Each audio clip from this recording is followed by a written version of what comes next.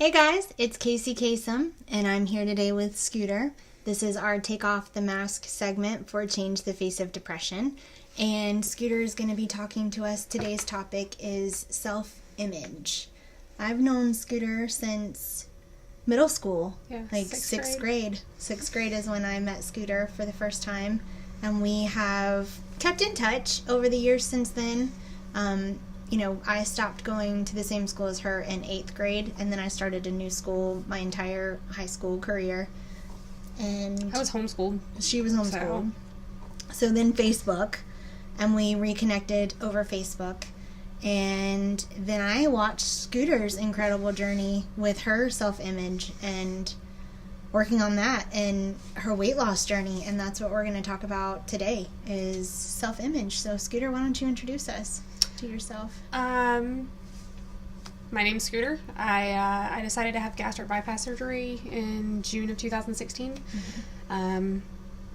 The big aha moment was losing a good friend due to obesity, and I knew that I had children that I needed to be here for. So it's been a roller coaster ride of ups and downs, but it's ultimately led me to where I am today. That's awesome.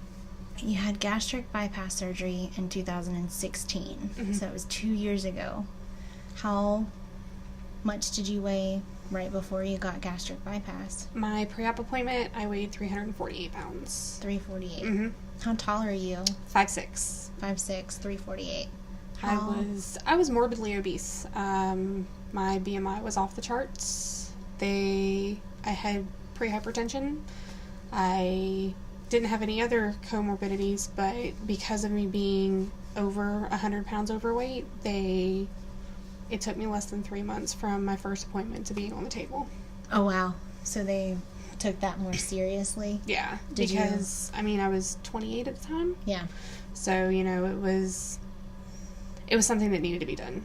I was right there at the verge of, if I don't do it now, I may not have a chance.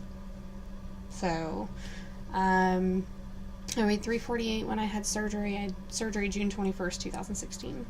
And then, as of right now, on a good day, I weigh 188 pounds. Oh, wow. So, I've lost 160 pounds in total. In 2 years? Mm-hmm. Well, yeah. It has 2.5. Yeah. That's incredible. That's a person. Mm-hmm. That's a person. Yeah. Wow. So what was the lifestyle change like after surgery? It was difficult because I've always had an addiction with food. And that addiction it strung because I was an emotional eater. Mm-hmm. Food didn't talk back. Food mm-hmm. didn't call me names. Food didn't get angry. It was something that comforted me no matter what it was. Mm-hmm. And I had to learn that food was no longer... I didn't live to eat. I have to eat to live now. Yeah. So I have to be very mindful of what I put in my body. There's some days that I don't think about it, and then I get sick. And then there's some days that, I do everything like I'm supposed to. I still have a balancing act, and there's things we all know that happen in life that you're like, whatever, I don't even care today. Yeah. So the lifestyle changes to make sure that I don't overeat, mm-hmm. because you can, but it's painful. And to make sure that you keep your nutritional value where it needs to be. Because mm-hmm. ultimately, this surgery has been a wonderful thing. But if you don't keep your nutritional value and keep your vitamins like they're supposed to be, it can harm you a lot worse than anybody would ever anticipate, because you don't absorb the nutrients, you don't absorb the vitamins the way you used to. So you have to be careful. So you would classify food as an addiction for you? Yes. When did you realize that you were using food as an addiction? Probably when I was in high school. I realized that I ate too much all the time. Mm-hmm. And the reason being was because if I was happy, I ate. If I was sad, I ate. And trying to pinpoint, when I turned 18 is when I started actually looking into gastric surgery. Mm-hmm. But it was so new that a lot of insurances wouldn't pay for it, and at 18 you can't go get a loan for $20,000. Right. And having a Thank child. God. You can't do that. You make a lot of bad choices. Right? I was like, 18, got a credit card. That's not a good thing. You know, having a child already and just knowing ultimately it was a mental thing. Yeah. It really was. I mean, I had lost the weight on my own and then I'd gain it back and I'd gain it plus some, and it got to the point where me and my husband had a really good friend in 2015. The one that I had mentioned earlier, he turned 31 in March of 2015. He had a heart attack in June on a Friday. They put him on life support that night. We had to say our goodbyes that Saturday, and then that Sunday they pulled the plug. Wow. So That's so young. that was my either do it now or Yeah. this is where you're going to end up. Which was really difficult because I'm like, did the pros outweigh the cons? Because, you know what I mean? It's a major surgery. Yeah. But knowing that it was, in my mind, it was the only way to get to where I needed to be. Yeah. Because I had finally recognized completely food wasn't addiction. Yeah. It wasn't, like I said, I wasn't eating to make sure that I stayed alive. I was just eating. Yeah. Living to eat. Right. Instead of eating to live. Yeah. Was there like a go-to thing that you would, or is just anything? Like, my biggest things were like breads Mhm. and pastas and sweets. yeah. I was a major sweet addict, and I think that's like one of the biggest things that have changed now because of the surgery. If you have too much sugar, it will make you physically ill. Yeah. So With the surgery, it will make you physically ill. Like, yeah, there's something called dumping syndrome. Basically, it can make because your body absorbs things so much faster. That's why you have the nutrient problem. That the sugar gets absorbed too fast, and if you have too many grams of sugar in a serving, you can have gastrointestinal issues. I'm not going to go into specifics. Oh no, I know. I'm pretty sure that's actually, yeah, why I have some. You'll go, like, I've had heart palpitations because of it. Like, I could feel my heart almost beating out of my chest. Oh wow. And then you'll go into sweats, like, almost like cold sweats. Like, you'll just be sitting there and all of a sudden you're like, oh no. And that's how you just know that you're off balance, like with your levels. Exactly. What do you do when that case happens? Something that I've learned is, like, I keep a jar of peanut butter in my desk at work because if I do happen to overdo it on sweets and not realize it, a quick thing of protein will actually kind of help level it out faster. That. Oh wow, I didn't know that. It was a learning process because there was a point where I was like this. At first, it happened a lot because you don't realize how much sugar is in anything. No, because, like, I'm like, oh, okay, well, I'll have a small glass of orange juice. Yeah, nope, I haven't drinking orange juice in probably a year and a half. Oh, what? Because I'm scared to because of how sick it got me the last time. Oh, wow. Now, if you dilute it with water, yeah, but it's not. No, it's just not the same. No, I think about it. I think about it. You know, coffee, and then I have coffee with my creamer. You know, that like, and then I try to counteract it because I'm like, no, I don't put any sugar or anything in it. But you look at how much creamer I'm using, like how much sugar that is. And then, you know, I'm not a big breakfast person, but then I'll go to lunch and have, like, a soda with whatever, that I don't pay attention to what I'm eating. And then you come home and then it's, you know, even worse, or I don't have dinner. So that nutrient level, like, the older that I'm getting as a person, I'm realizing, you know, sometimes you need extra. Yeah. And when you're not putting the extra in your body, for your body to make the extra, like... Your body... doesn't like it. No, it doesn't at all. Getting old has really sucked. Yes. That, and, you know, I used to think that, like, if I didn't eat, then my body had no weight to gain. Like, if I didn't put fat into my body, like, my body had no way to produce fat. But it stores it. Yeah. That was something that I had to educate it took a lot of education on my end to figure that out, because, you know, you wouldn't eat, and then your metabolism would slow down because it's used to not eating or not having to break anything down, and then you eat something, and then your metabolism's like, you know, wow, I have to get, like, I've let everybody go home for the day, you know, so, like, then you get an order of 12 people that you have to serve, and you don't have enough people to serve all these people, you know, all this stuff just goes everywhere and gets stored for later, and it just builds up and builds up and builds up, and then you gain weight, and then you're like, I'm not eating anything, how am I gaining any weight? So it's, it was the complete opposite for me. Like, right. I had an addiction, like, thankfully, and I'm so grateful that I didn't develop like a full, I didn't develop like a full eating disorder.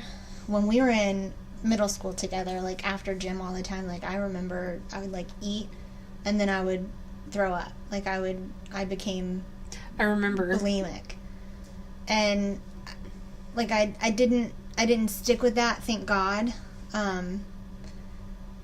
But I remember going through that in middle school too. Like it self-image is it's a tricky thing, because society tells you that this is how you're supposed to look. Right. Like you're supposed to walk around looking airbrushed all the time.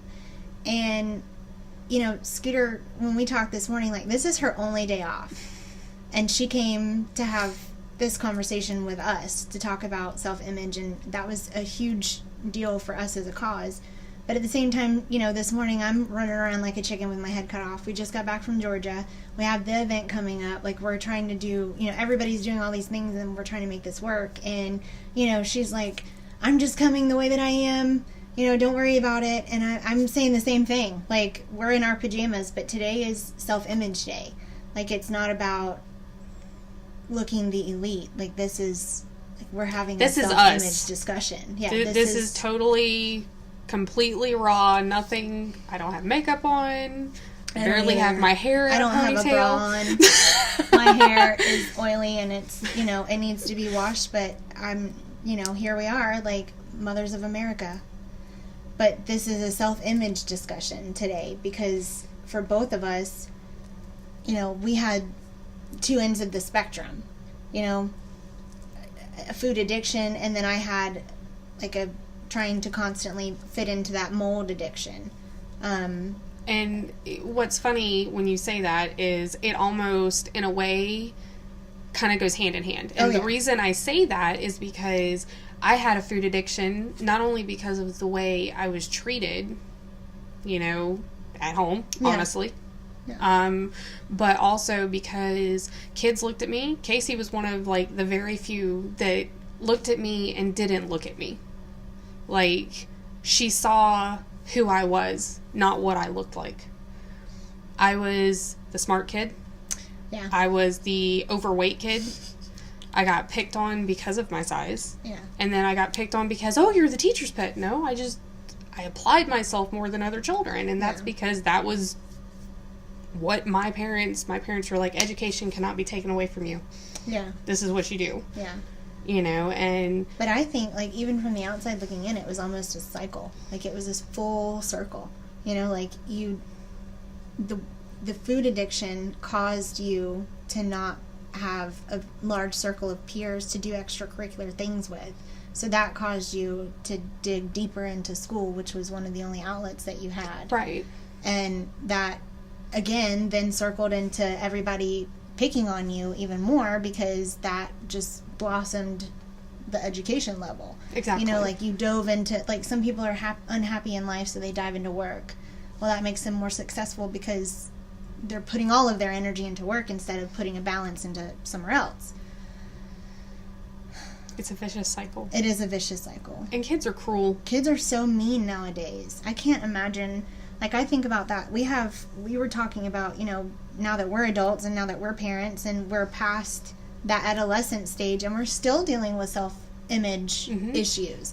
I mean, both of us, before we even had this interview, we were both apologizing to each other for looking the way that we're looking. But, like, my God, man, this is how I look.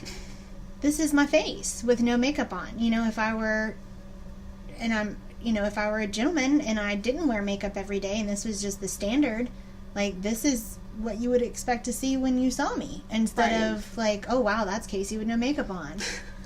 And I'm just like, don't even worry about it, because I'm brushing my teeth and scraping my tongue and stuff in front of people on my videos. Like, this is what we look like. Hey, happy Wednesday.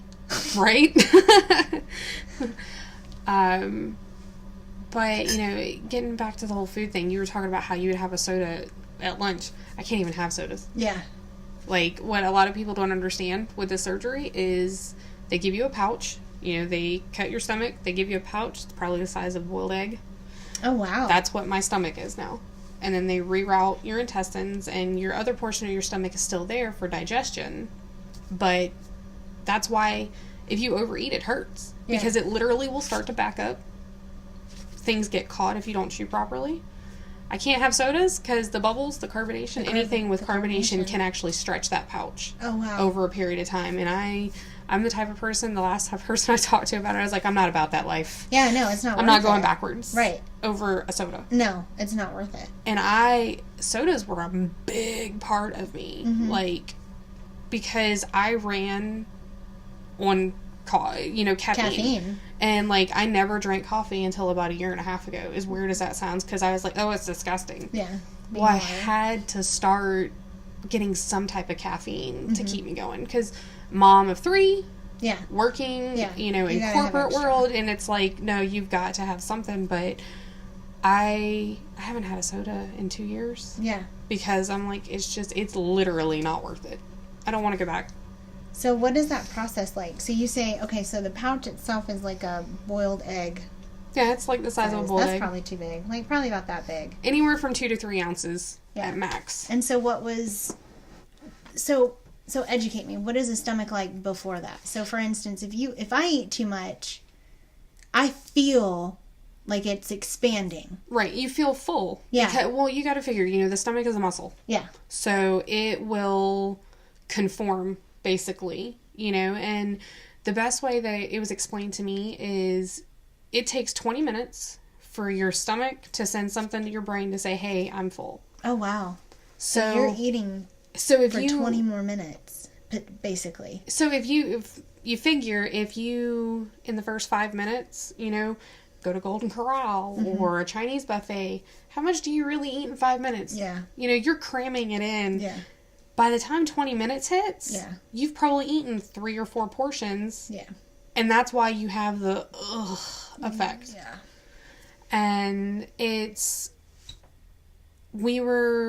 don't want to say taught because it wasn't really taught, but you have to go through seeing a nutritionist, you have to go through so many different steps. They tell you, you have to chew this amount of times.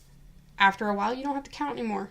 Because it just becomes repetitive. Right. And like now, there's every once in a while where hunger is not usually an issue, but when it is, I will like scarf something and then I pay for it because I'm like, oh, yeah, why did I do that? But we as a human being, we don't think about it sometimes. No. But, you literally, and not to go off subject, but, my 13-year-old, she's overweight. Mm-hmm. And the good thing about this surgery is that she's had to learn how to eat slower because me and her will sit with each other and she knows that if she sees me slow down, she'll slow down. Yeah, it's a ripple effect. Right. So it's one of those things of taking your time, making sure you're chewing it the way you're supposed to, not literally swallowing it whole. Yeah, ingesting it. So it's been a learning experience. Yeah, the faster you eat, like, the less you realize how much you're eating. Exactly. And, I mean, there was a point in time where, I would drink, like, I look back at it now, and I'm like, me and my husband, we'd go to Applebee's, and I would eat half of an appetizer. I'd eat my full plate. I'd have 4 cups of soda, at least. Mm-hmm. And now, it almost gets to the point where it's embarrassing. And the reason I say that is because literally, I can go somewhere and I have a little card that tells them, hey, I've had this surgery, like this is the amount to give me. I can get a kid's meal. Oh, wow. However, me being 31 years old, I'm like, I'm not getting a kid's meal. It's prideful. Yeah, and then you sit there and you eat like 2 bites and you almost feel bad. Yeah. Like you're like, what did I do that for? I mean, granted, I take it home. My husband eats it. Yeah. He gets happy. It doesn't go to waste. No, he's happy because he's like, I get what I get and then I get whatever you got later. Yeah, there you go. But, it's, at first it was embarrassing because I would get the waiters or waitresses that would come and be like, was it not good? oh no, it was great. Mm-hmm. Just can't eat it. Yeah. So, there's a middle part that you have to understand, and I personally would recommend this surgery to anyone that's serious. Yeah. It's a lifestyle change, it is. though. I have a girlfriend of mine that was in Michigan when I lived there, and I left, like, right before she decided to get the surgery. So I saw, online, she, like, journal documented everything videographically. And the food choices that she had to drastically change, like the small amount of portions, and then her entire diet that she had to change it was a massive change. It was an incredible change. But with that being said, it's literally a one-day decision. Yes. Just like with any addiction. Like, it's a one-day decision. Like, and I joke about it, but I feel like I have an addictive personality myself. Like, I, started smoking cigarettes. I didn't start smoking cigarettes until I was probably 23, maybe. A lot of people start as soon as you're able to purchase them, or before, from peer pressure and stuff like that. But I started at 23 because I had a friend that was like, here, you need a cigarette. Like, it's too much for me. You need to calm down, which ironically is not what cigarettes do at all. They just make everything go faster, but it just makes you take a minute to shut up so you can inhale the cigarette. So anyways, I did that for a while, and I kind of, I had always wanted to quit smoking, but then I enjoyed it so much, honestly. Like, I hid behind it sometimes as an excuse to walk away, or as an excuse to step away, or it became a crutch, or, any of those things. And I'm just relating cigarettes because that's all I can, No, and it makes sense. I mean, I started smoking at 15. I was peer pressured. Yeah. And I wanted to be one of the cool kids, and ultimately... Cigarettes are not cool. No. But I made a post on Instagram. I took a picture of Bug and I just doing a Wellness Wednesday thing. I decided to go to the gym, and I got on the treadmill and I started running, and I made a joke that I quit smoking because I couldn't run anymore. Like, it had obviously, impacted my ability to have endurance. So I made a Facebook post and I was just joking about it, but I got so many positive responses. Like, I got so many people that ended up, interacting with that photo, that I was just like, I mean, I might as well now at this point. Like, I've been saying that I want to. There's no time like the present. So the next day, I literally just said, I'm not going to smoke. Like, right. I'm not going to light up a cigarette. Like, whatever you have to do to get it done, you just have to be in that 100% mentality, though. Like, you can't do it because of someone else. No. Like, if you try to do it to appease anyone besides yourself, it's not going to be as it's not going to stick. It's not. Because I've actually met several people, even people that started working where I work, that have had the surgery. Mm-hmm. They're 10 years out and they've gained weight back. Yeah. I can't. Yeah. Well, there's no going backwards. And that's the mentality you have to have every day. Right. And, like, there's some days that I'll come home and I'll almost be in tears, and my husband's like, what is wrong? And I'm like, I ate entirely too much today. I didn't do what I was supposed to. And he'll sit down. He's like, I need you to explain to me what you ate. Mm-hmm. And I'll tell him. And then he just looks at me. And he has this look on his face like, did you really just say that? Because it's like half of a portion of what I would have eaten before. Yeah. But to me, there is that big fear of, I ate too much, the pouch is going to stretch, I'm going to go back. Yeah. And as well as anybody, I fought mm-hmm. my entire life. Mm-hmm. Not only my adult life, but my entire life of being the fat, overweight kid, and then the adult. And, they're, like we were talking about earlier, there's such a huge stigma. Yeah. Oh, she's fat, she's lazy. Yeah. Yep. Or they're fat, they're lazy. Yeah. Or like, all you eat is junk. Like, all you eat is cake and desserts, and, like, that, like, Matilda, the one little boy that eats the chocolate cake. You know, like that's the stigma, but that's so not true. Like I know so many incredible individuals that just eat nothing. Like they eat and eat and eat, and they try, and it's just a metabolism thing. Like that's just the way that they're made. They've like, actually proven it's genetics. A lot of times it's passed down, and that's why like it worries me about my oldest daughter. Yeah, because she looks just like you, just like I did. Yeah, you know, it's such a stigma. And well, like a girl that I work with, she just had surgery in September. She's from California. And, you know, California, they are big on vegetables and fruits and everything else. Like, if you were to see what she ate prior to surgery, it was definitely portion size. It was not what she ate because everything was healthy. It was just... She had an abundance of it. Right. So, you know, I mean, it's not, like you said, it's not necessarily what you eat. Yeah. There's several different aspects that go along with, you know, how the body works and what the body looks like to be able to function the way that it functions. But that's always been a big stigma for you. How has your life changed now that you've had the surgery? Like throughout give me kind of an idea, because it's been 2 years. So how is that metamorphosized? Like how's it changed over the past 2 years? I don't hide as much. I don't mind being seen.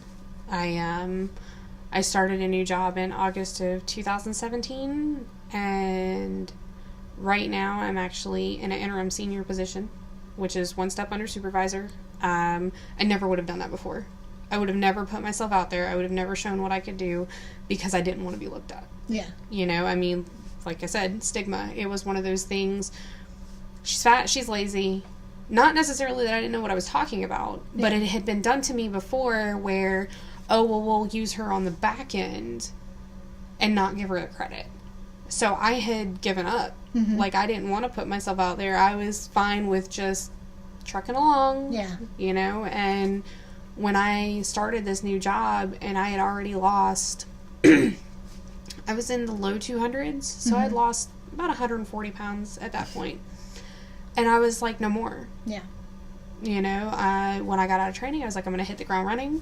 This is where I'm going to be. This is what's going to happen. And I have just completely outshined anything that I ever thought I could do. Yeah. You know, because you hear people, we work in a big corporate building, and you hear people like, I was on the 2nd floor, and now I'm on the 3rd floor, and these people know who I am. I'm like, how? Because we were on the 2nd floor. How do you even know of me? Oh, well, we've heard of your work ethic. We've heard of this. We've heard of it. Never before would that have happened to me. You know, I mean, things have changed as far as one of the biggest things, like I talked to you earlier, big thing is divorce after the surgery. Yeah. Because you change so much, not just physically, but emotionally. Your mentality. Right. Your perspective on... Because you'll go out and do things that you would have never done before. And then the attention that you're not used to getting. Yes. And that's a big thing. Like, this is going to sound dumb, but we were at Wawa. Me and my husband. That's like one of the best places ever. Wawa is one of the best places now. We just got Wawa's here in Jacksonville, and they are the cleanest gas stations we've ever had, so it's a big deal at the Wawa. So we were there, and we go to check out, and there's this guy that works there, and apparently he was hitting on me. But you didn't know it. Like, you're not paying him any attention. My husband gets upset. Like, when we walk away, he's like, and I'm like, what is wrong with you? What's the problem? He's like, he was hitting on you, and I'm standing right next to you. I'm like, he was what? Because, like, literally, I was like, I don't know what you're talking about. He was being friendly, which, by the way, is so odd now. Yeah. And I'll tell you... get any attention like that. Well, I'll tell you why I say that, because, like, beforehand, and it's so funny, because the tattoo artist that I had do the one that's on my arm, he had gastric surgery. Yeah. So me and him, it was kind of cool. It was like a therapy session every time. Yeah. But he's like, you know, you start seeing, and yes, this is going to sound really bad probably, but you start seeing how skinny people feel. Yeah. And I was like, what do you mean? And we're talking, and he's like, because now, he's like, do you open your own doors anymore? I don't. He said, how many times did you open your own door before? Oh. Like, the things you don't realize is just walking into a gas station or just walking into a store. Someone will now hold the door for me, where before they wouldn't even, like, look twice. And, you know, people are more willing to talk to you out in public than they were before. And you don't realize it, and then you start to get angry. Like, there was a point after weight loss where I did, like, this is going to sound bad, but I hated people. Yeah. Well, because of how you realized how they treated you. Right. Because you go from you don't get seen to everybody sees you, everybody wants to be nice to you, and you get pissed off. Yeah. Because you're like, why do you want to be my friend now? I'm the same person inside that I was. I'm just a little more outgoing now. Yeah. You know, and it's agitating. Yeah. It's gotten better now, I guess, because I've gotten used to it. But there's just so many things that you don't realize. Yeah. Until you really, truly look at it. Oh, yeah. You know? I've heard, I was listening to the radio, now this is years ago, but this is relevant, how even females, like, will change, and it doesn't have to be females, but I mean just like an individual can change hair color, and it would change an outside perspective of that person. Like, you know, blondes becoming brunettes or brunettes becoming blondes. Those type of outward body image stigmas. And it completely changes how people react to them. For instance, I have dirty blonde hair. You can't tell it. Why? Because I started dyeing my hair red. Oh, yeah. Because I was like, I want to be seen. Mm-hmm. Beforehand, I was like, nope. Not at all. I'll keep it the way it is. Nobody looks at me. I'm fine. Oh, yeah. So you've had a massive body change. Like, how is it for you to go shopping now? How is it for you to just... It's still difficult, and I'll tell you why. Because I go into Walmart, and I'm like, plus size. And then I'm like... Wait a minute. No. Juniors? I can go over there now. Like, I can wear, you know, size 15s and juniors. I couldn't even wear that when I was 16. Yeah. Couldn't even wear that when I don't even remember when I could ever wear juniors. Honestly, that's bad. But, you know, I mean, the shirts that I wear mediums. Yeah. I was in a 5X when I had surgery. The pants that I wear, like these, are a size 10 in women's. I was in a 28, almost a 30. Yeah, you brought your pants. I did. You should go grab them. We'll edit this. Go grab them. This is what fit right before I went into surgery. Sorry, they're black, but I am literally able to fit in one pants leg. Yeah. Like, literally. Like, they were huge, leg. And, like, now it's like, oh, look, I can almost wrap them around. That's incredible. It brings into perspective everything. You know, because like, the biggest issue that I have now as far as self-image is when I don't have clothes on. Yeah. Because I have a lot of excess skin. Yeah. Like, you know, I mean, 160 pounds doesn't just disappear. That's a whole person of skin. And, I mean, you can see it here, and I have a lot of excess because I've had 3 children. Yeah. So we have the mama pouch, and then the excess that I had. Yeah. And I have excess in my thighs. I've had plastic surgery consults, but I'm a mom. Yeah. And that stuff's expensive. Yeah. So, sometimes when I look in the mirror, I still see. Yeah. You know, but thankfully my husband is amazing when it comes to stuff like that, because he's like, I wish that you could see what I see. Yeah. Because he's like, you're nothing like you were before. You're not. Like you're not. I agree. 100%. And he's like, you've changed so much. He's like, in a good way. Yeah. You know, because there's a lot of people that have had this surgery, and it might piss them off, and I really kind of don't care, but they have this surgery to get skinny so they can start looking... Yeah. Well, that's what you feel like you're supposed to look like. Like, that feels like, you know, for me, from my perspective as an outsider, just completely my own personal opinion, you know, I saw you in middle school, like, yes, we were friends. Like, yes, we did hang out, but I saw pain, you know? Yeah. Like, I saw a lot of shy. Like, I saw a lot of shadow, you know? Like, those are awful words to describe middle school and you and my, you know, remembrance of you, but other than having, you know, makeup sessions in the bathroom, that's what I saw. Right. You know? And after that, like, you're not this, like, of course you're not the same person you were in middle school, but you're not the same energy either. Right. Like, you're not the same color. Like, you're not the same aura. Like, you're not the same, any of those things. Like, all of these things have changed in a completely different perspective. Like, to me, from the outside looking in, like, you are a completely different person. It's like you got rid of that excess person, and now you're not only literally lighter, but you're metaphorically lighter too. Right. Like, you have just like shed it, and then you just like blossomed, like you just grew.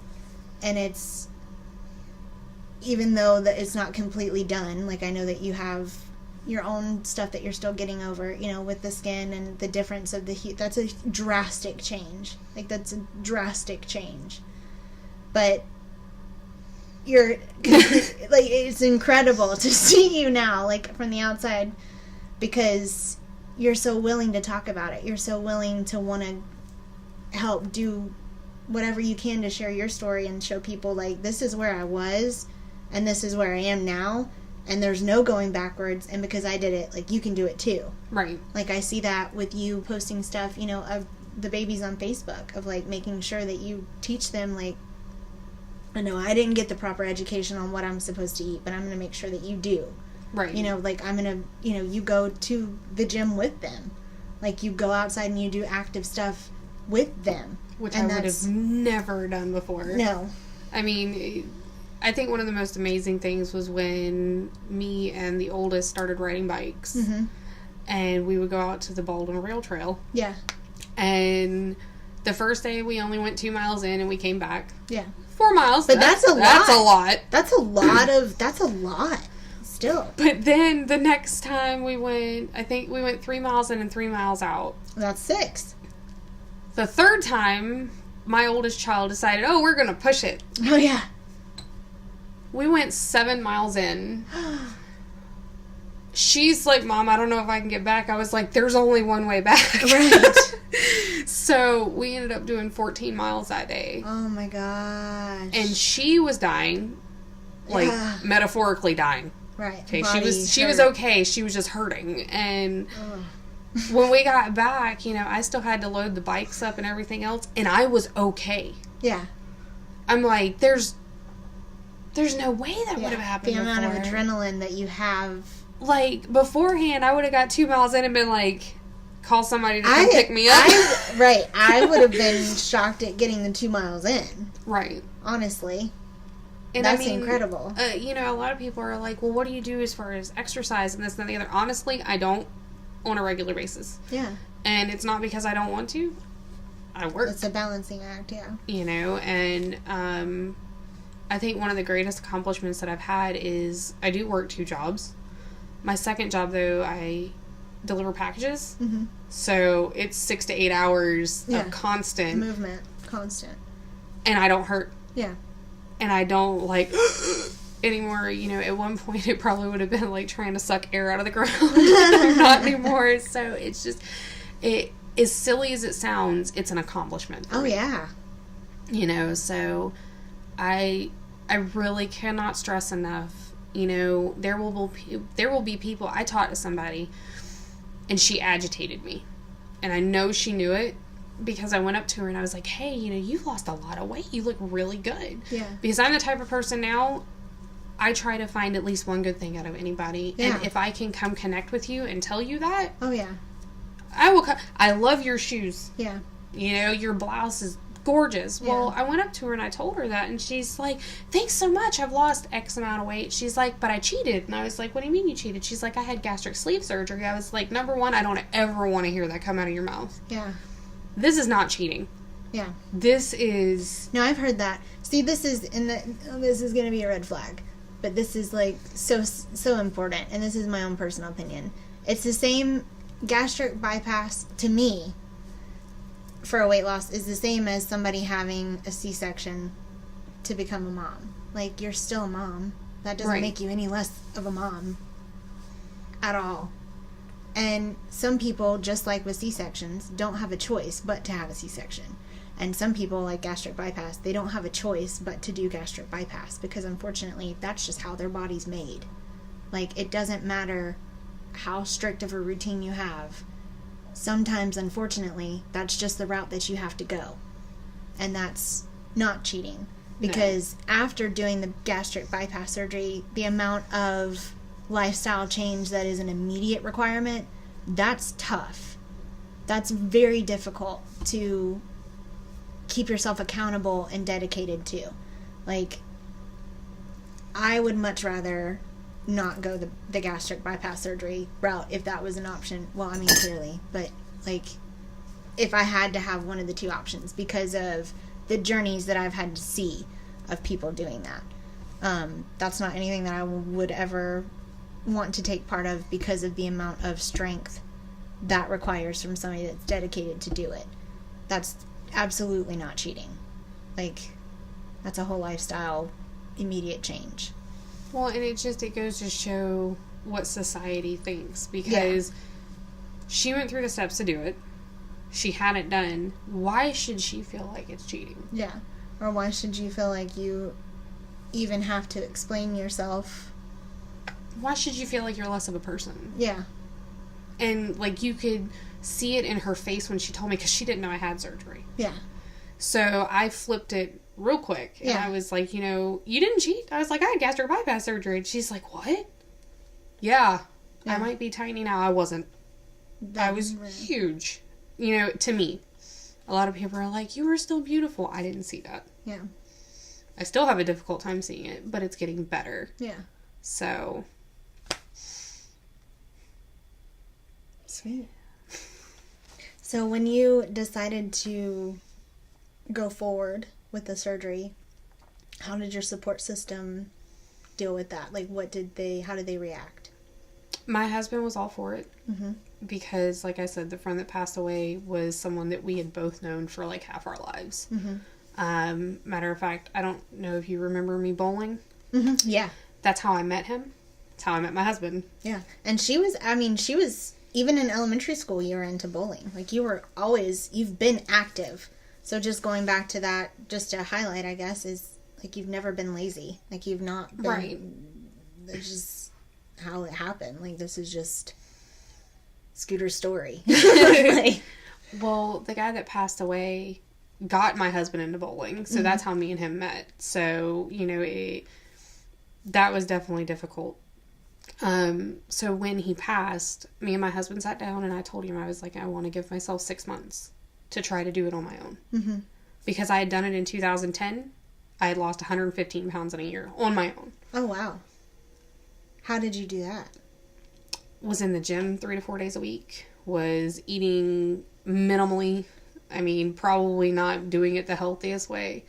Then I ended up actually I don't know if you remember it or not, I had a knee surgery in November 2010. Well, I ended up with a staph infection. And I had 4 surgeries within a period of 2 months. I had a PICC line with antibiotics. So that actually made it where I couldn't eat. Mm-hmm. So I literally lost probably about 50 of those pounds from that period. So once I started going back to work and I started eating again, I wasn't able to move because I couldn't bend my knee. I couldn't walk properly, So it started to come back. And then when it came back full force. Yeah. Like, the heaviest I had ever been was 315 pounds. When everything was said and done, I was 325.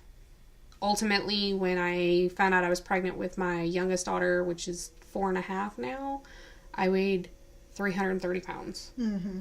When I had her, I was almost 350. Mm-hmm. So, I knew I could do it, but as everybody knows, when you get older, your body changes. Yeah. And it becomes more difficult. Mm-hmm. So I gave myself the 6 months. Went to the primary care doctor. She put me on Adipex, Phenermine. Yeah. Worked wonders till I got off of it. Yeah. I'm sure Adipex. I took it just for fun once. Because it's like Adipex. Oh my God. If anybody's ever tried Adipex, I'm not encouraging it whatsoever. No, and don't take the pill and then drink a soda. And don't do it under the table. Like, because I did. Well, that's what I did, though. Like I did it legit, but I took the first pill, and number one, you become very cotton-mouthed. Oh, yeah. And so I was like, oh, I'll drink a soda. Oh, yeah. I thought my heart was going to explode. Oh, yeah. Me, I got cotton-mouthy, and I couldn't stop grinding my teeth. Like, my jaws wouldn't stop contracting. I thought all my teeth were going to break. Oh, no. So, when I got off of it, everything came back. Mm-hmm. So, ultimately, I went to my primary care doctor, and I was like, look, you know the situation. You know why I wanted to do this. It's not working. Mm-hmm. Because I can't stay on this my entire life. You guys only allow it for 90 days at a time anyways. Yeah. It's not going to help me if I do it 3 months off, gain the weight back, and then 3 months again. Yeah. So she was like, all right, if you want to do it, find the doctor that you want to do it. At the time, the insurance that I had to go through UF. Mm-hmm. So I was like, I'll go to Gainesville. Researched both the doctors. He was the better choice. I went, she had me do a sleep study ahead of time because that's something that's required is a sleep study. Put you to sleep for the surgery. They do a sleep study to see if you have sleep apnea. Oh. Because if you have sleep apnea, then when you do anesthesia, you have to be on a CPAP machine directly after. Yeah. Because otherwise you could ultimately die on the table. Yeah. Because you stop breathing. Yeah. When did that? March 25th of 2016, I went and saw the doctor for my first consult. He was amazing. Literally left with a booklet. This is what you need to do. Made all of my appointments, did everything. I had to see a psychiatrist, and that was like my worry part. Mm-hmm. I was like, what if they don't clear me? Oh, yeah. Because I can go through all of this other stuff and be medically cleared, but what if I'm not mentally where I need to be? Well, went and saw the psychiatrist, and I was in there for a lot longer than what I should have been, and I was like, great, I'm not. Well, at the end of it, she actually told me, she said, I think you're a great candidate. Oh. She's like, you're doing it for all the right reasons. Yeah. Because here I am, I broke down about Jimmy passing, and I broke down because I was like, I'm fearful that I won't be here to see my kids graduate. I don't want obesity to ruin me. Yeah. I'm the type of person, I was raised, God does everything for a reason. Yeah. And I'm the type of person, if he's going to bring me home, yeah, it's not because of something that I can fix. Right. So, she was like, no, I think you're a perfect candidate. She's like, give me X amount of days to get the report over there. She got the report over there. They turned it in. And like I said, June 21st, I was on the table. Oh, wow. I mean, it was literally March 25th, bam, bam, bam. June 21st. And the nurse that morning, it was so funny. She's like, are you nervous? And I had the biggest smile on my face. Mm-hmm. I was like, no, I'm ready. Yeah. Like, This is what I came for. Yeah. This is what I'm here for. Well, a lot of people are like, oh, you're having surgery. Oh, yeah. And trust me, I had 3 C-sections. So I was like... Yeah. But, I'm like, no. I was so clear-headed that morning that I was just like... And trust me, you have to be clear-headed to drive to Gainesville at 4:30 in the morning. Yeah. An hour and a half drive just to get to surgery. Did you go by yourself? No, actually, it's funny because my support system was my husband and my oldest daughter, because my middle daughter at the time didn't understand. Yeah. My mom, she didn't support. But the reason she didn't support is because she didn't want me to die on the table. Oh, right. She was more scared of what could happen. And she literally, she didn't realize how bad I had gotten. Mm-hmm. So after I had the surgery, after everything, about 2 weeks after, she came to me, she told me, she's like, I'm so sorry. Yeah. And I was like, for what? Because, at that point, I'm like, whatever. She's like, because I should have been behind you 110%. She said, because just in the 2 weeks, I can see how much this has changed. And that's when I divulged a secret that not even my husband knew. I would literally, like, go to Burger King just to pick up a quick dinner for everybody. What they didn't see was I would order everybody's food, including mine, but I'd also get a large chocolate shake and a 10-piece chicken nuggets that would be gone before I got home. And then I would still eat, the Whopper and the large fry and the large soda. Yeah. And she just looked at me and she almost cried. She's like, I had no idea. Yeah. Nobody did. Right. I didn't want people to know that. Right. And I was like, that's why you never saw a receipt when I got home. I knew how to not get caught. Yeah. Quote unquote get caught. Well, it's an addiction. When it's an addiction, you have addictive right. behavior. So you hide things automatically because you're like, you don't want to be judged. Yeah. But no, everyone, including like everybody on Facebook, was so supportive. And they have been this entire time. Like, I don't do videos very often. Well, I don't think I ever do them, actually, because I don't like seeing myself like that. But, I do my side-by-sides. Yeah. And people were like, I'm so proud you made that decision. I'm so happy for you, and this and that and the other. And without all of them, including you and including my husband and my oldest daughter, I don't know if I could have made it. Like, stuck with it? Yeah, because it's, like you said, it's a lifestyle change. Yeah. And there's some days where I'm like, why did I even do this? Yeah. And honestly, there were some days right after surgery, well, why didn't I do this on my own? Yeah. Why couldn't I have changed what I ate? Why couldn't I have changed the portion size that I ate? Well, hindsight's 20/20. Right. I have done a lot of research for, like, after surgery. I'm a part of a lot of support groups on Facebook because the whole point of this is to understand what you're going through, to also not just help yourself, but help somebody else. Yeah. Each one teach one. And, I never realized that after surgery, there's so many people that are like, that were the same as me. Yeah. Why couldn't I do it on my own? Why did I have to have this surgery? Why was I a failure prior to this? Yeah. And there are actually hormones in your stomach that once it stretches out past a certain point that make you feel hungry even if you're not. Oh, wow. So that's why this surgery comes in handy, because it literally cuts away those hormones. That portion that has those hormones. Yeah. And I'm like, after doing that research and understanding better, it's helped a lot. Yeah.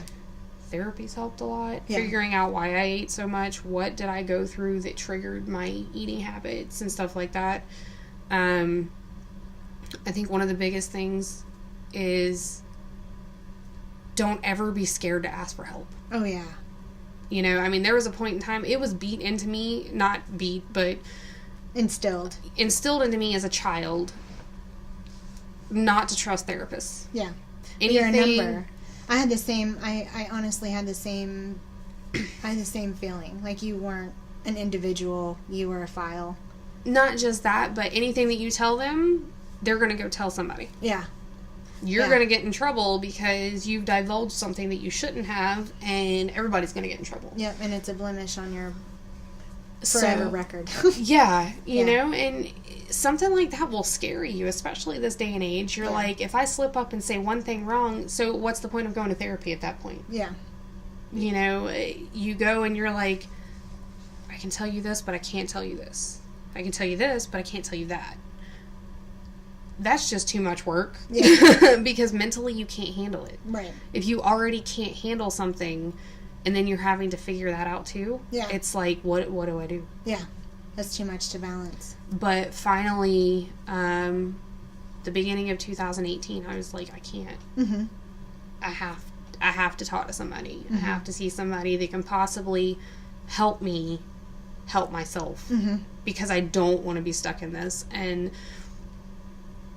that was one of the greatest things that I had ever done. Mm-hmm. And so I fully encourage, if you need help, go talk to somebody. Right. Absolutely. It doesn't have to be a therapist. If you have a really good friend that gives really good advice, can be a friend. Absolutely, but speak up. That's something that it took me also going, and being hospitalized and having to do my own personal therapy sessions that route, for me to also have that stigma that you have about therapists and, talking and trying to go get help, kind of transparent for me too. I felt the same way. Like, you couldn't talk to a therapist or a psychologist or anything like that, and talk about anything that you've gone through, especially if it was like a destructive style of behavior. Right. Or if someone had done something destructive to you, that, if you told somebody, they would find out and, the worst possible thing would happen. Well, that's what therapists are there for. Like, that's their job, and you're, protected by laws. Like, that's what HIPAA is there for. That's why these things are put into place, is so things like that don't happen. But yes, cognitive therapy, I don't know if you guys have really paid a whole lot of attention. Well, I'm sure you have paid attention to my personal journey. And I did the actual medication route and things like that for a while. That didn't work for Casey for the long run. It helped for the meantime, and it did what it needed to do during the purpose that I utilized it for, but that's not something that I personally feel like was the best route for me.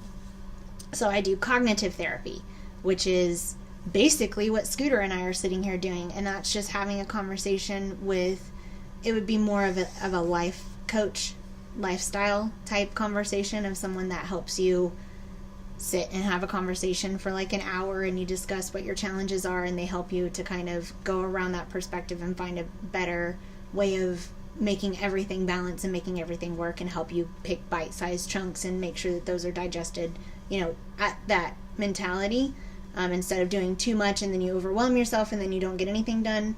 A cognitive therapist is someone that's more like a lifestyle coach, but they don't give you medication.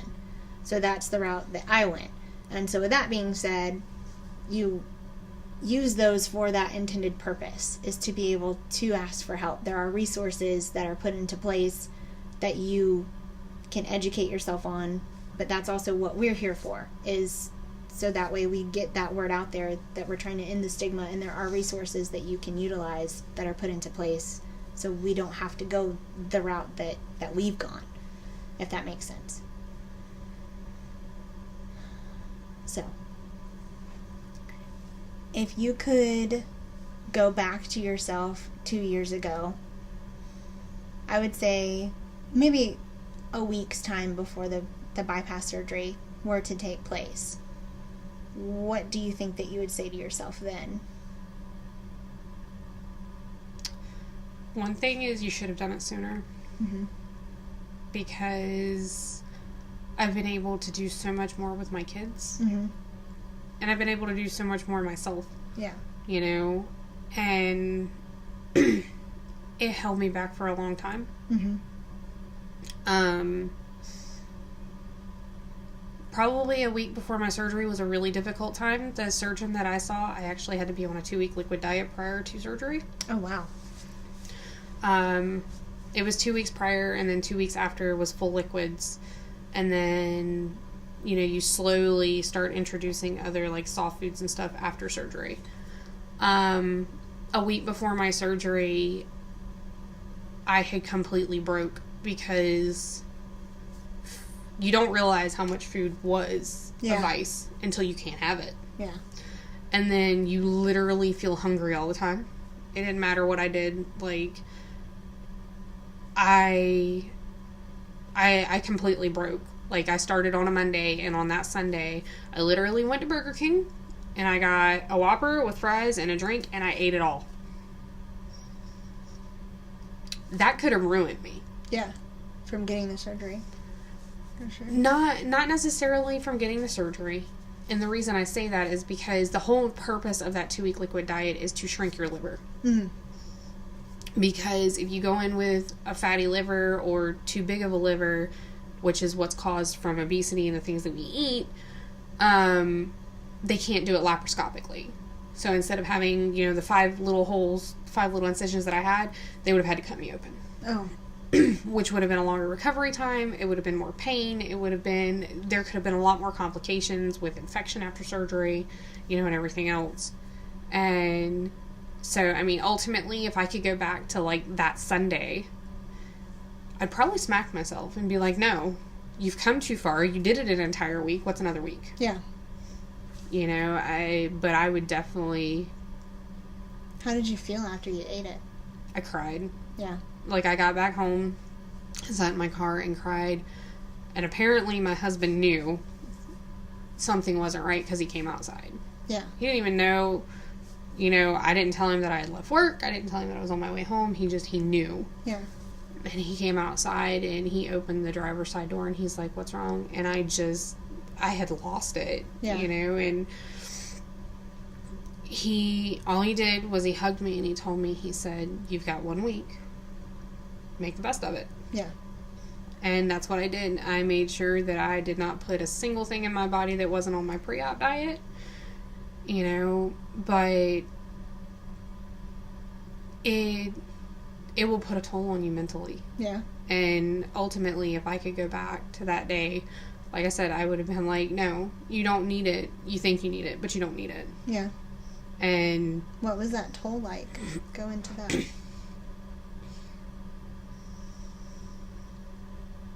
I felt like a failure. Yeah. I felt like, being completely candid, what the fuck is wrong with you? Yeah. Honestly, yeah. I mean, why can't you go through this little portion? Yeah. What is wrong? Like, it's almost hard to put in words, but I felt like a failure. Yeah. Like, I felt like... You were disgusted with your... Yes. Yeah. I was extremely disgusted with myself. I'm like, you're 28 years old and you can't go without food. And it wasn't even going without food. It was going without solids. Yeah. And, I mean, it's apparent that your body can handle it, mm-hmm. because people can live on water and, very minimal things. So why was it so difficult for me to deal with it? Mm-hmm.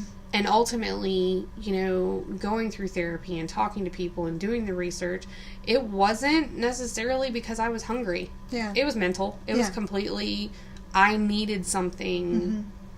to fill some void that, mm-hmm. I had no idea was there. Mm-hmm. So, it sucked. Yeah. But, yeah, that would be the biggest thing, is to, because at that point I was nervous. And I would just have to go back and be like, don't worry about it. Don't do what you're about to do. Yeah. Because you're going to regret it. Yeah. And that's what's sad. Like, to this day, I still regret it. Yeah. As dumb as that sounds, it's like, I still had surgery. Yeah, it wasn't everything you wanted it to be. Like, no, it wasn't worth what I did to myself. Like, it wasn't worth how I beat myself up after the fact. Yeah. That burger and fries was not worth any of that. Yeah. So... But, yeah, that's an interesting question. I would have never thought of something like that. Yeah. But, yeah, if I had to go back, I probably would have knocked the crap out of myself. Yeah, I probably would have knocked the crap out of you, too. I'm shocked that my husband didn't. Yeah, well, he's a good man. And not abusively, but, like, what are you thinking? Yeah, yeah. And I just... Yeah. To think of how many people... Like, it's amazing. What? How much support. Oh, yeah. Oh, yeah. Sorry. Well, like, totally different spectrum on that one. But, thinking about, like, that day specifically, he could have walked away. Oh, yeah. He could have been like, well, you're stupid. Yes, I understand he's my husband, but anybody could have. He could have been any... What the hell are you thinking? Why? Yeah. Why would you do that? Why would you jeopardize this? But instead, he was there. Yeah. It was the reaction. It was how they react. It's never about, like, it. And that, with that being said, I'm going to go with that. You always hear about, you always remember how somebody made you feel. Like, that's so important. That support system. Because, I mean... I know sometimes, like, I will put so much on my own personal self, and all it takes is, it takes one negative person to destroy 7, or one negative comment to destroy 7 positive comments.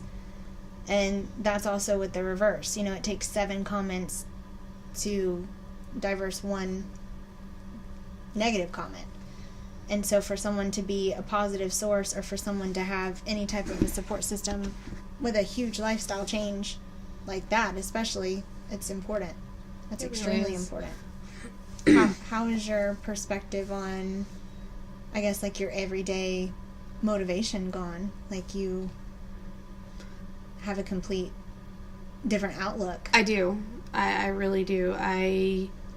There was a point in time where I literally had to roll myself out of bed because I was like, I don't want to do this anymore. Yeah. Just life. In general, I don't want to do this. I'm fed up. I'm tired. My body couldn't really handle the weight. Even working an 8-hour day, I would come home and I'd have to go take a nap. Yeah. And you don't realize how broke down you are. Mm-hmm. I mean, I was 28 with probably the body of like a 45-year-old because of how bad it was. My day starts now at 5 o'clock. Get up, get the kids up, get them to school, go to work 10-hour shift, come home, make dinner. Would have never been able to do that before. Mm-mm. Number one, I wouldn't have wanted to. I would have been like, yeah, not today. Yeah, no energy. No, you wouldn't have had energy. I had no energy. I had no drive. Yeah, looking back, I literally had given up. Mm-hmm. The only thing that sparked anything was when Jimmy died. Yeah, because I was like, meh, I'm fat. I eat. This is my life. It's not going to be any different than this. Exactly, and like.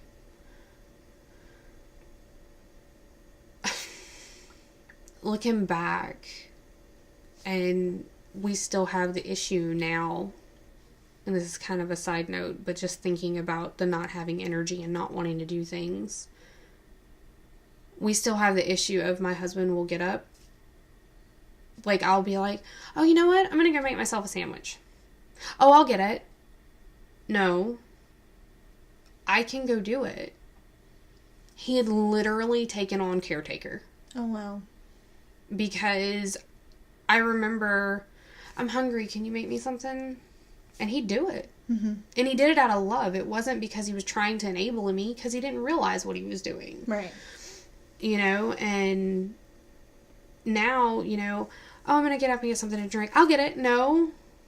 And it's been 2.5 years, and he still tries to jump, and even, like, it's bad, because even my kids do the same thing. They're like, oh, I'll go get it. No.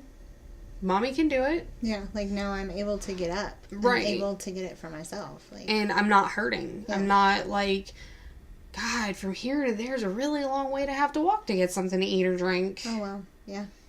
So, my everyday life has grown. Mm-hmm. Because I have more energy. Like I said, I have more drive. Oh, yeah. I want to do things. I want to get things done. Whereas you work a 10-hour day, you come home and you're like, oh my God. Oh, yeah. And I'm still tired, but I'm not, usually it's mentally exhausted, not physically. Yeah. So I'll get home and I'll make dinner, I'll wash dishes, I'll do this, I'll do that, and then before I know it, it's time to put the kids in bed. But beforehand, had I worked a 10-hour shift, I would have been like, nope. You got to do it. Like, I can't. I'm going home and going to bed. Yeah. So it just, there's been a lot of change when it comes to everyday life. I want to get up in the morning instead of just lay there. Like, you want to take part in the day. Right. I want to be present. Instead of the day just taking part in Exactly. You. That's incredible. So today being Wednesday, January 30th, it's 2019. What do you think yourself 1 year from right now would say to you? 1 year from now? Yeah.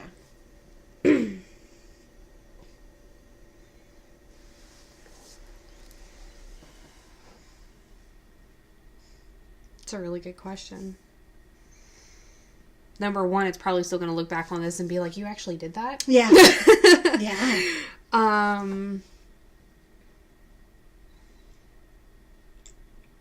the hope is, look at how far you've come. Yeah.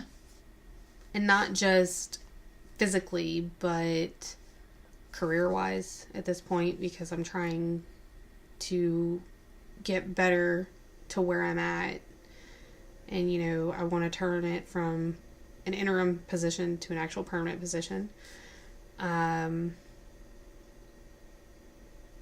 know one of the biggest things that I even say to myself now, and I know I'll still say it then, is don't ever forget where you came from. Yeah. But yeah, I definitely, a year from now, I would want for myself to be able to ask, you know, not just say to me, look at what you've done, but ask me, what have you accomplished, and me be able to answer and be like, this. Yeah. You know, I don't want to be in the same spot. I don't want to be the norm anymore. Yeah. That's a big thing for me. I don't want to be the norm anymore. I want to accelerate. I want to be where I want to be, and that is, I'm happy where I'm at, but it's not where I want to be. Yeah. So definitely, if I were to say anything to myself in a year, look at what you've accomplished. So with that being said, the same question that I had earlier about what would you say to the person the week before you had the surgery? What do you think that person that you were a week before the surgery would say to yourself, looking at who you are right now and how far you've come? What do you think they would say to you? You shouldn't have hid. Yeah. I mean, look at how... I'm going to cry.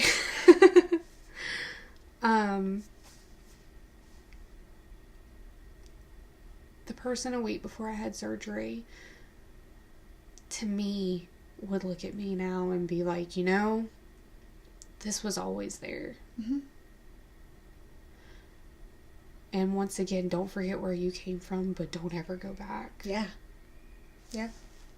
I'm sorry. No, don't you dare. I'm crying too.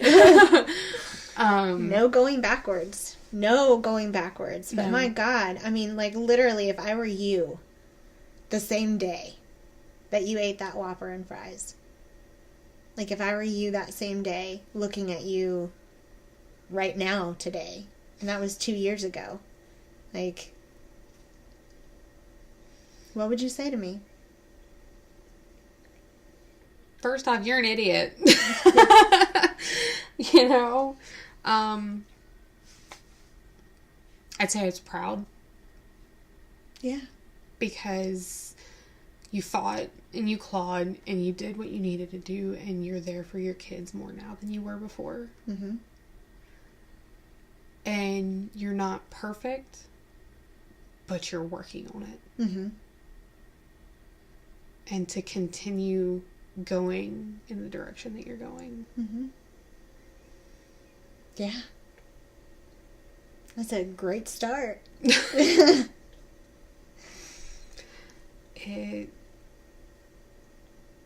It's hard to look at some of the pictures that I post. Yeah.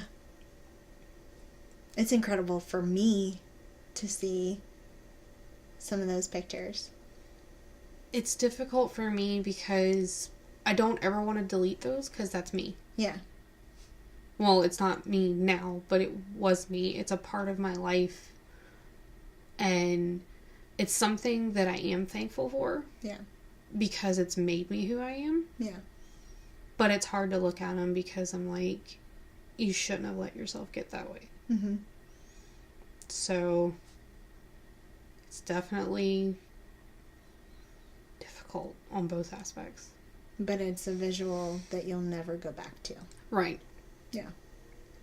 And that's definitely...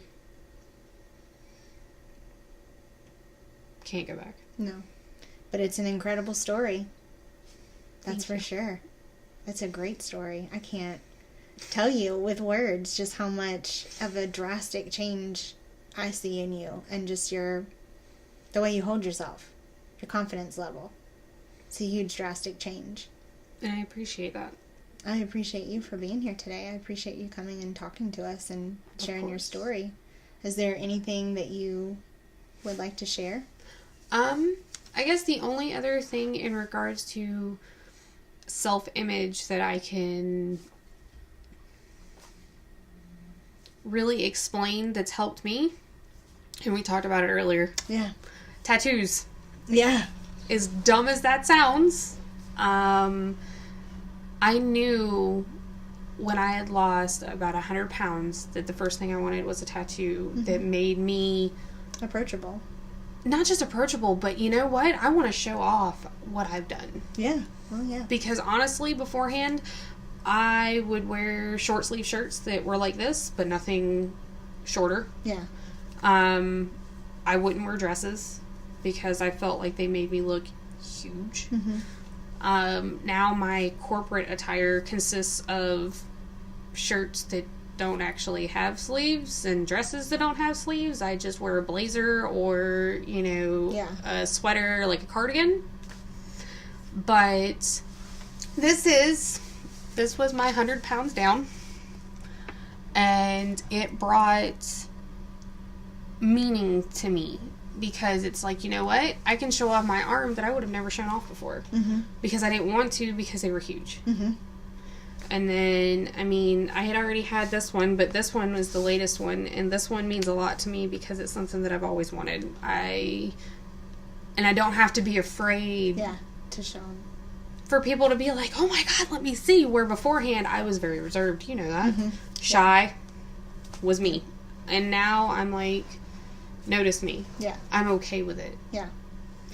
So do what's best for you. Don't let society tell you what's best for you. Don't ever let anybody not understand your worth. Yeah. Because you know what? Just because that person doesn't feel that you're worth anything, Lord knows there's 10 other people in line somewhere that are going to be like, you know what? Screw that person. That's the truth. Because it took a long time to see that. Yeah, because for every time that I can think of in my life where someone said something negative to me, to look at Facebook now and see how many friends that I have that actually connect with me, whether it be through comments or likes or this or that or the other, it just goes to show that there's people, and this was before surgery, that cared. Yeah. They didn't look at what the outside was. So if you take nothing else away from this, never let anyone tell you you're worth anything less than what you are. Than what you are. And put yourself out there because it's worth it. And going off of that, there's so many things that I want to bounce back off of with the tattoos. Scooter and I had started talking about that for a second, and I was like, "Don't talk to me anymore about this because I don't want to talk about it and not talk about it on the interview." She said that to me, and I resonated with that so much when I was in Michigan and I was in depression, my bout, you guys know about. I was laying in bed, and I had an Audrey Hepburn picture and I had a Marilyn Monroe picture, and I got them when I was in Alaska. They were black and whites, and they had mirrors around them, so they were like 3D, and they both had the red lips. And I was in love with those pictures. And I was laying in bed, and I thought, I'm going to get a tattoo of something. I don't know what it is, but I need to get a tattoo because I've got to draw people to me, to notice me, to force me to put a face on, for them to feel good. I needed to do something for people to come and notice me, but I needed to do it for myself in order to keep myself accountable to be appearance worthy, if that makes sense. I did it so people would come up to me, but I did it to hold myself accountable so that way I would want to take care of myself enough to be comfortable for people to come up to me and say things. When I was struggling with self-care and taking a shower and being able to put on clean clothes and just general self-care and taking care of myself, I didn't have the best hygiene, at all. I was incapable of those simple self-care necessities that are everyday, just things that people do, that you're taught to do. And in order for me to be successful, I felt like I had to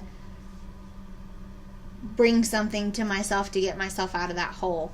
And that's my Marilyn. Like, that's the story about my Marilyn. Like, I love Marilyn Monroe. Like, I respect her as an icon. I think she did a great service to women, especially in the industry, and she's got so many incredible quotes that, you know, and she made an impact. But, like, I'm not a huge Marilyn, like, obsessed fan like some people are, you know, you would think that I would be because I have a Marilyn tattoo. I got the Marilyn tattoo because I needed people to notice me. Like, I needed people to hold me accountable for myself. That's why I got that tattoo. So, and then, you know, bouncing back on, don't ever let somebody devalue your worth. Like, 2 years ago, you didn't realize your worth. Right. 2 years ago, I didn't realize my worth. You know, it's all part of a building experience. It's all part of a growth and a maturity experience that every single one of us go through.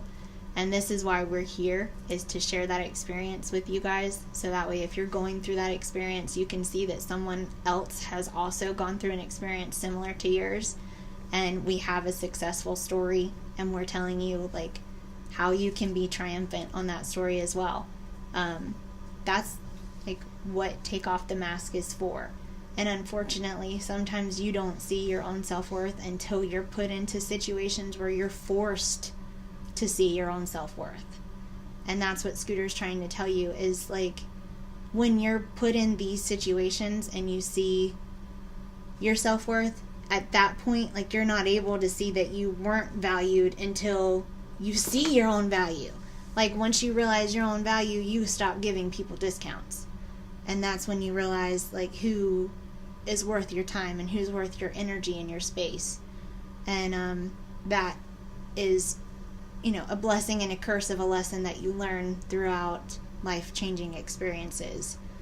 But that's definitely a key, is once you realize that people aren't treating you the way that you're supposed to be treated, or the way that you feel like you should be treated, cut them out. Because behaviors like that don't change. If you're being bullied, don't take it. Don't think, oh, it's just going to blow over, because not only do I know from experience, but my 13-year-old has been bullied. And when I say bullied, I mean social media bullied. Oh, yeah. And to see what it can do, not only to, like, what it did to me. You know, seeing what it did to me was bad, but to see it done to a child, and not only a child, but your child, it's not fair. And it's not right. Don't ever think it's okay for somebody to call you fat. Don't think it's ever okay for somebody to call you stupid. And you know what? When they do that, it's because they're trying to make themselves feel better. Yeah. And don't take it. Go to your parent. Go to, you know, whoever is higher up. Don't let it go, because that person needs to understand that it's not right. If you're on the fence of having this type of surgery, the thing that I would tell you is sit back and look at it as brutally honest as it sounds, and as bad as it possibly sounds. Do you want to die tomorrow? Because I'm telling you right now, at 350 pounds, before surgery, if I would have had a heart attack, my body wouldn't have been able to bounce back. That's what happened to my friend. He was 650 pounds. He had a heart attack. He knew when he left his house he was going to die. He told his parents, I just want you to know I love you. He knew. Don't get to that point. Yeah. If food is an addiction, if you don't want to go through surgery, I'm not saying you have to. It's not everybody's, you know, thing. And I can understand that, because it is extremely difficult. Go get help. They have programs You know, you can see a psychiatrist, you can see your primary care, and they can work with you on to try to straighten out your diet. They have weight management clinics now that don't use medication. They literally have a nutritionist on staff. They have a physician that is completely trained when it comes to, you know, what you can and cannot do, what you should be eating, what you need to change. They have a therapist on board. If you have a child that is overweight, they have the same things. You may have to hunt for them. My oldest daughter, we found one here in Jacksonville. Mm-hmm. That's what she's doing. I had gotten to the point where the closest one was in Orlando, and I was going to drive 2.5 hours because you know what? It's important. Your body is going to go through so much because of your size that it's not fair to you. Mm-hmm. It's not fair to your body. It's not fair to the people around you, because to bounce back of, my husband was a caretaker, and that's not fair. Yeah. You know, my children were quote-unquote caretakers when it came to, hey, get me food, hey, get me this, hey, get me that. That's not fair. That's not what they're here for. They're here to be loved and to love you. And just seek help. Seek understanding. Don't think that it's just you, because it's not. Yeah. I can give you a list of people that I know that have addictions. Food addiction is just as bad. Mm-hmm. My husband, honestly, if you go back 6 years ago, I'll never forget, because this was one of the first major arguments we had. He told me, he's like, oh, being fat is just because you eat too much. It's not a mental illness. I can tell you right now, that perspective has completely changed, because he didn't realize, because he had never been around someone that had that issue. Yeah. It is a mental illness. It is related to genetics as well. Maybe this is your quote-unquote end game. Maybe you have to have surgery. Don't think less of yourself. Yeah. But just get help. Yeah. Just ask. I mean, honestly... Where there's a will, there's a way. Right. And you would not believe how many people have either had the surgery and haven't said anything, or are contemplating the surgery, or will be willing to go with you. Yeah. To go through the steps that you have to go through. Because I tried to do that with my friend. Mm-hmm. I told him, I was like, let's go to a seminar. Mm-hmm. He went to a seminar, but it was too late. Don't make that choice. Don't make that decision too late. Make sure that you take care of yourself and you do what you need to do for you. Don't let anybody else stop you. Because the biggest thing that I can tell you is, if you want to do it, and the person that you're with, or your friend, or whatever says, oh no, and wants to be negative, once again, you need to cut people out of your life. I've lost friends because of this. Yeah. As stupid as that sounds. And I'm okay with that. Yeah. Because they weren't really a support system to begin with. Just make sure that you keep people in your life that love you and truly support you for you. Yeah. Yeah. You are who you associate yourself with. Whether or not you agree to their actions, or how they treat other people, or how they are as a person. Like, if you associate yourselves with them, that's you telling everyone that, you know, is around you, is that's the person that you see yourself most like. That's who you associate yourself with. Guilty by association. So, you know, make sure that you are putting yourself in the right support specialist groups. So... Well, thank you so much for hanging out with us today. Of course, thank you for having me. I appreciate it. That was awesome. That took a lot of courage to talk about that, and a lot of courage to stick at it, and a lot of courage to keep yourself accountable with it too. And I think what you're doing and showing other people that if you do it, it's possible to do it, is incredible. I'm so happy and honored to have you here today. I appreciate you asking me, because it meant a lot to me too. I'm so happy to hear that. I can't believe we've been friends for this long. It's awesome. Like, I can, but just the fact that it's such a big... I haven't seen you since we were, like, physically, like, in person. Mm-hmm. Like, I haven't seen you since we were in middle school. Yeah. And the change is just in the way that you carry yourself is because I never saw you in person at your highest. Right. Like, I saw you in person in middle school, which, I mean, if you honestly think about it, would be around about the same size that you are right now. But with our heights and how we were as kids, like, you know, you were heavier back then. Right. But I didn't get to personally see that transition. I see the energy. Like, I see the way that you walked here. You know, like, I see the way that you carry yourself and your persona, your personality, your characteristics. Like, all of that has changed.